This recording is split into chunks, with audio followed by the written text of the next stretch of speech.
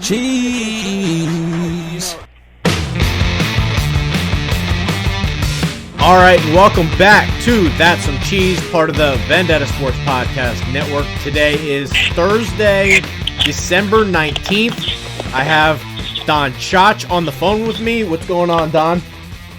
Yo, what is up, Trey? How you doing, buddy? I'm hanging in there. We got our weekly podcast going today. A couple good topics we're going to talk about. So we're going to jump right in here. I just recently wrote an article about Jameis Winston. I think the NFL fans, the NFL media is just totally whiffing here. We act like Jameis Winston's this horrible quarterback, like the guy can't play at all. I just don't think it's true.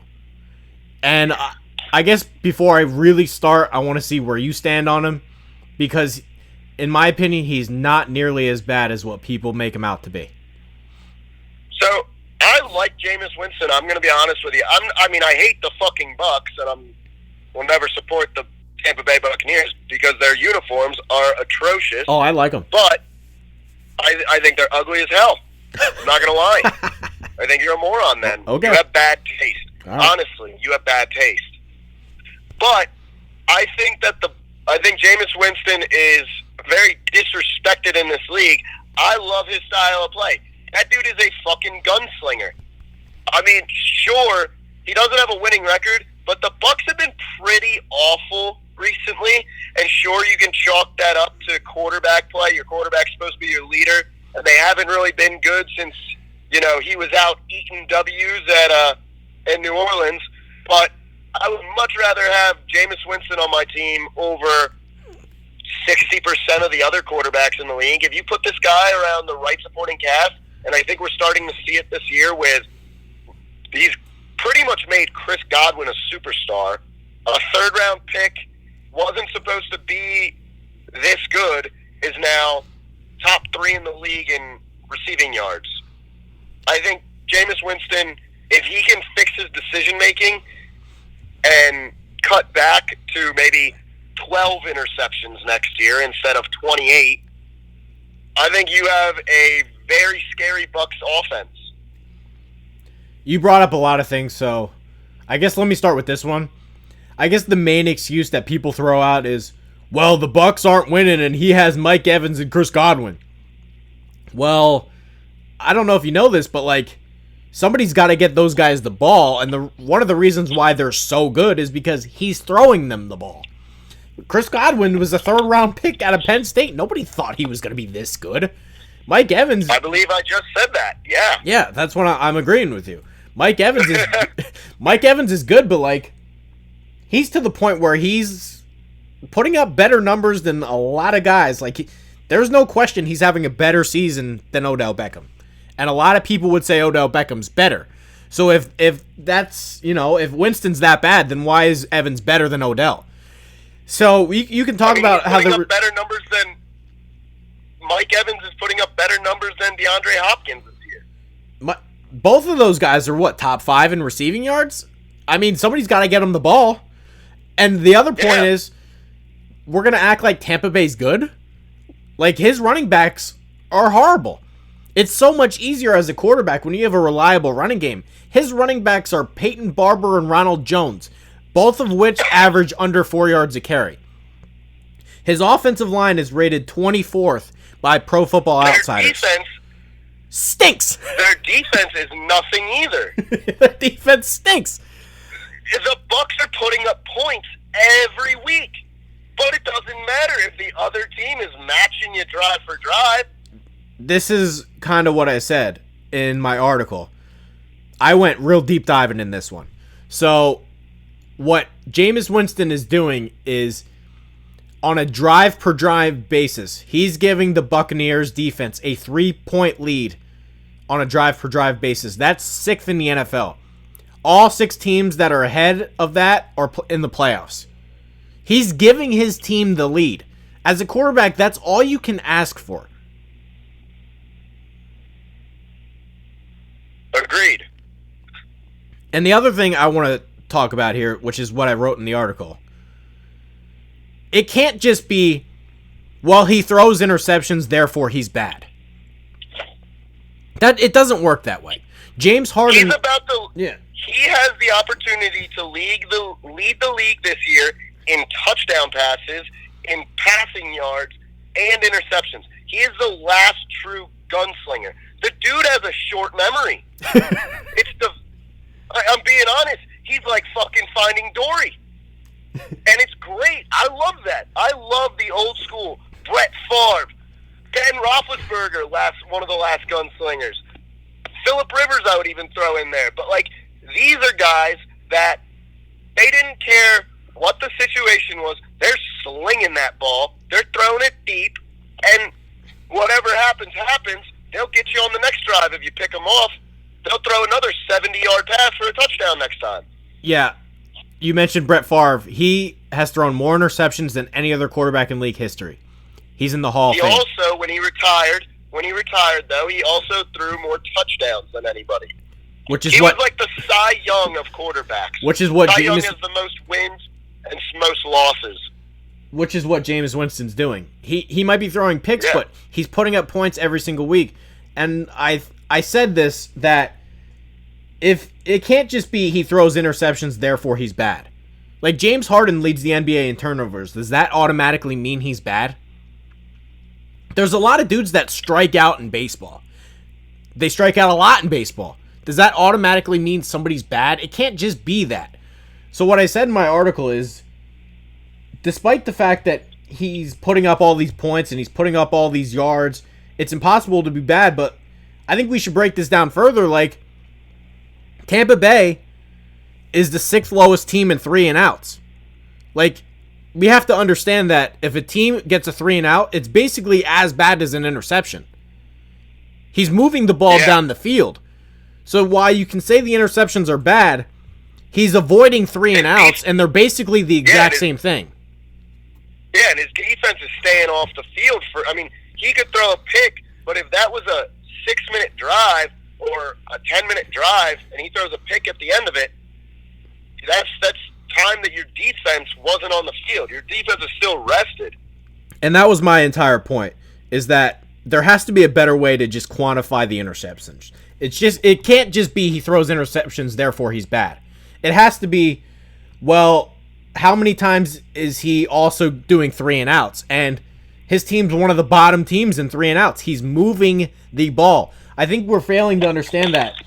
Like, do people understand that, like, on an average, NFL teams get 12 drives a game and they score about 3 touchdowns. That's like the NFL average. He's exceeding the touchdown mark.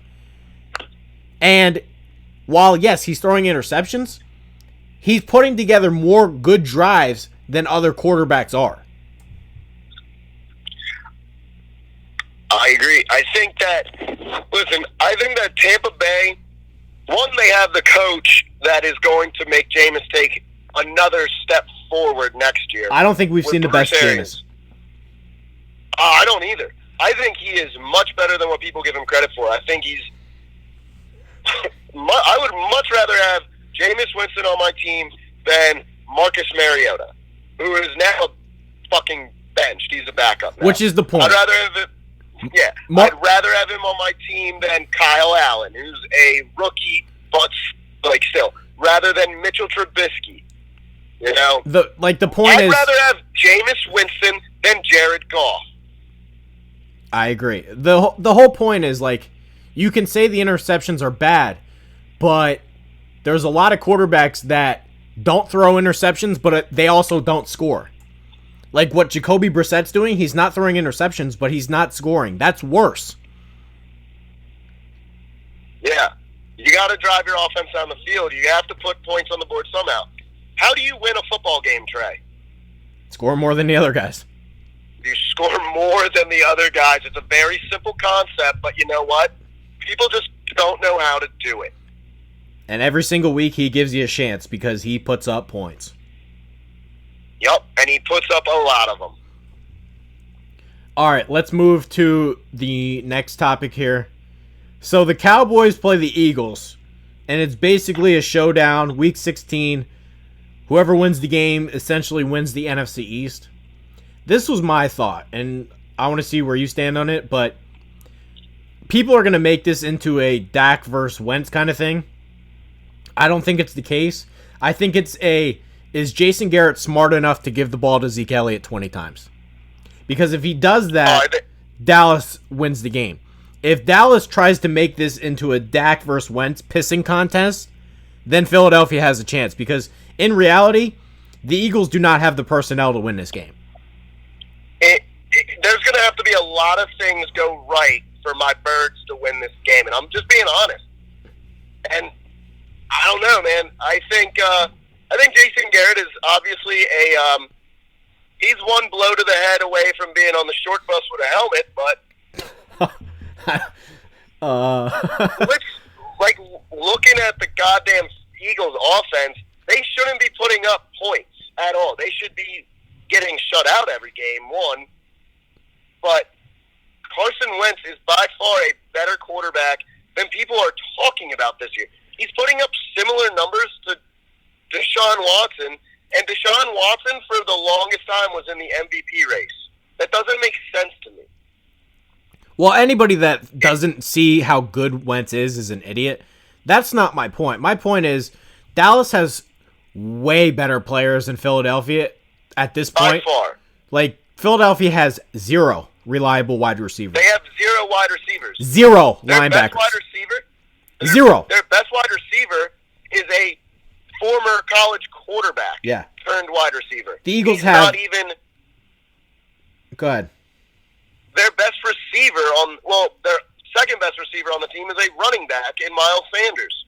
I thought you were going to say Their Boston Scott. No. Their linebackers are fucking... They just got called up from the high school team from St. Joe's Prep. Like, Jesus, man. It's pathetic. 0 reliable linebackers. It's unreal how horrible, how little depth they had all year. 0 reliable corners. Oh, none. Maddox has been playing better. And I mean, it's whatever. Honestly, at this point, the secondary has been garbage for 5 years now. So there's not. It's same. It's a broken record at this point. But the offensive line is nicked up. It's gonna be. There's gonna have to be a lot of things go right for the Eagles to win. Dallas just can't beat themselves. All they have to do is go into this game and say, we are going to give Zeke Elliott at least minimum 20 touches, and we will not lose, and bleed the clock and keep Wentz off the field. If they turn this into a Dak versus Wentz pissing contest, they can easily lose this game. Oh, 100%, because if they do that, I bet you the Eagles will be able to get a takeaway. And if the Eagles can get 2 takeaways, that's all they need. That is all they need to keep themselves in the game. And to stay in the game in Philadelphia against your arch rival Dallas Cowboys, anything can happen, dude. That's the great thing about this rivalry and the great thing about the Eagles versus Cowboys. Anything can happen, no matter if the Cowboys were undefeated and the Eagles hadn't won a game all season, or vice versa. Anything can happen in this rivalry, and that's the beauty of football. Carson Wentz is significantly better than Dak Prescott, which is why the Cowboys need to make this into a Zeke Elliott game. Last week was the perfect example of what the Cowboys are. When they say we're going to run the football, they're a very good football team. They gave the ball to Zeke Elliott time and time again, and they crushed the Rams. When they stop running the ball, they're not the same team. They're just an okay team. Yeah. And it's surprising. It just shows how mediocre Dak is, because his wide receivers are pretty freaking solid. I'd say that's even an understatement. Yeah. I mean, he's got Amari Cooper, who I think has been one of the most disrespected wide receivers in the league, along with Mike Evans. But Amari Cooper is phenomenal. Dude is a beast. Amari Cooper's a 1. Yeah.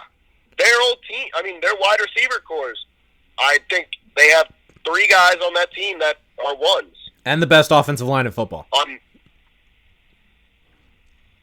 Yeah. Let's do one more NFL topic. So, I know you're going to give me a hard time about this. And this article's coming. I wrote one similar to it a couple months ago before the season started.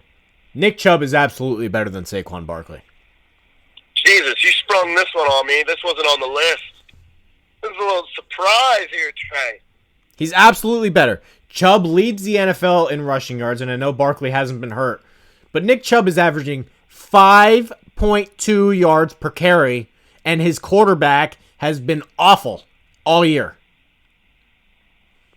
So has the Giants quarterback play. And I'm not disagreeing with that. However, Saquon Barkley is averaging a yard less per carry. His offensive line is worse. The Browns' offensive line isn't good either. I understand it's not good, but it's better. Listen, I think... Jesus, dude. You're talking about... I mean, I'm not... I love Saquon because I'm a big Penn State guy. But the point is, you have two running backs on horrible teams. One, the Giants are a much worse team, in my opinion, than the Browns. The Giants have no wide receivers. The Giants have no tight end threat. And the Giants' offensive line is worse than the Browns is. I think if you put Nick Chubb on the Giants and put Saquon on the Browns, you would have... I think Saquon would put up similar numbers to what Chubb is, and I think Chubb would put up similar numbers to what Saquon is. Nick Chubb, I felt should have been a first-round pick. I thought he was the number 2 running back in that class, and he should have been drafted before Sony Michel. But it didn't happen that way. Nick Chubb is now in the Cleveland organization, and he's screwed because that team is never going to go anywhere. As long as they have Baker Mayfield, honestly. I just want to say this, though, because my point is, across the NFL, we act like Saquon Barkley's like a 10 out of 10, and we act like Nick Chubb's a 7 out of 10. I think Chubb's better than Barkley, but even if you don't believe that, the gap between the two is a lot closer than what people have made it out to seem. This guy, Nick Chubb, I don't think people realize how good he is. When he was at Georgia, as a true freshman, there was no doubt that he was better than Todd Gurley and they were on the same team. Like, this was when he was a true freshman. People don't understand how good this Nick Chubb guy is. When you average 5.2 yards per carry with what the Browns are doing right now, that's special. That is good. Yeah, you're right. I mean, it's a great... Dude, Nick Chubb is a phenomenal back. He's going to be the face of the... He could be the face of the league one day. But the thing is, it's way too early in both of their careers to say who's better than the other. Way too early, in my opinion. But I think the point is, like, we've made it out to seem like Barkley's significantly better, and it's just not the case. And Chubb, like, this guy leads the NFL in rushing yards. By a mile. I think people are forgetting that. I think he's really good. I think he's really, really... Like, when you think of the top 5 running backs or the top 10 running backs, how many people are going to say Nick Chubb? Top 5?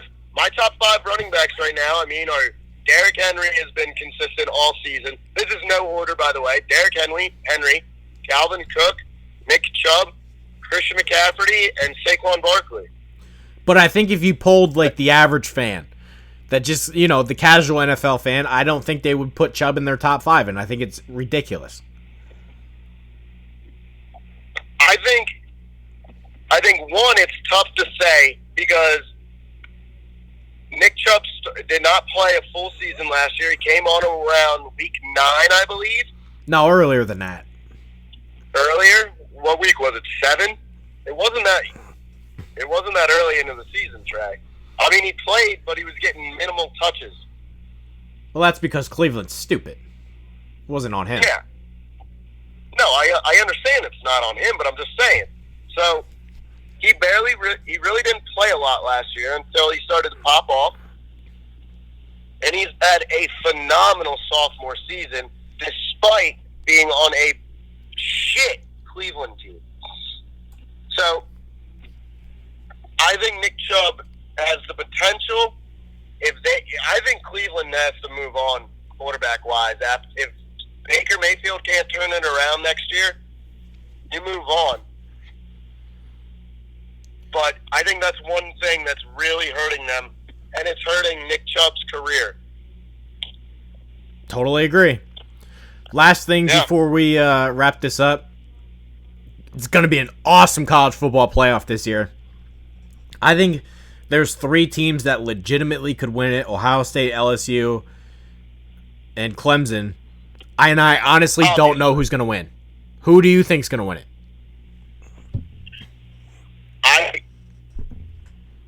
I think that, oh man, dude, I want to say, so I don't want to say LSU because the trend has been the Heisman Trophy winner in the national championship loses to, it's usually a player who is also a Heisman finalist. And Ohio State has 2 guys that were Heisman finalists against LSU. And I think what we're going to see, it's what are the games? It's LSU versus Oklahoma, and then Clemson, Ohio State, right? Correct. So I think that it's going to be LSU, Ohio State in the finals, and I think Ohio State wins it. And that's really tough for me to say as a Penn State fan. I really have no idea. I'm just being honest. Dude, this is the hardest. I don't want to say Ohio State because I think Trevor Lawrence is the best player in football. And Clemson still has not lost. He's still undefeated. Isn't that funny? Like, Clemson's the 3, and they haven't lost in 2 years. More than that. Disrespected with a true sophomore quarterback. And they have as many weapons as anybody. Like, I don't know if anybody's they play seen... in a shit conference, yeah. And they almost lost to a bad UNC team. So that's why they got disrespected. I mean, this team, Trevor Lawrence hasn't played a full game of football all season. They take it midway through the 3rd. But I think there's something to it where I think Clemson was sleepwalking. They're just kind of bored, which is understandable. It happens. But they have as many weapons as anybody. Justin Ross, I don't know if you've seen him play. Oh, my God. That dude's a monster. Yeah. So I don't know. Dude, I think anybody could win it. I really do. I'm excited. We should... Oh, you want to come over for the games? I don't even know when they are, but yeah. Let's set it up. Yeah, let's get it going, people. We'll live stream this bitch. I'm dead ass about that. Let's get it going. We'll get Trey Dauber with That's Some Cheese, and we'll get the boys from Passionate Guys airing this weekend on Vendetta Sports Media. Do a little collab session. We'll have to set it up. Yeah. So Vendetta Sports, I don't know if you are aware yet, but Don Chach and his boys are starting a new podcast called Passionate Guys, where we are going to talk about everything. We're usually going to get really drunk beforehand and just go on a couple rants, whether it be college football, whether it be baseball, NFL, NBA, Post Malone, Kylie Jenner. It doesn't matter. We're going to talk about it. All right, so be on the lookout for that. Don, we have anything else to add? Good show this week. Sixers just lost, so their first game at home, so I'm pretty depressed. But no, that's about it, guys. All right, and that's going to do it for this week. Thank you guys for listening, and we will see you next week. Tell you something. You know what really grinds my gears? You, America. Fuck you, Diane.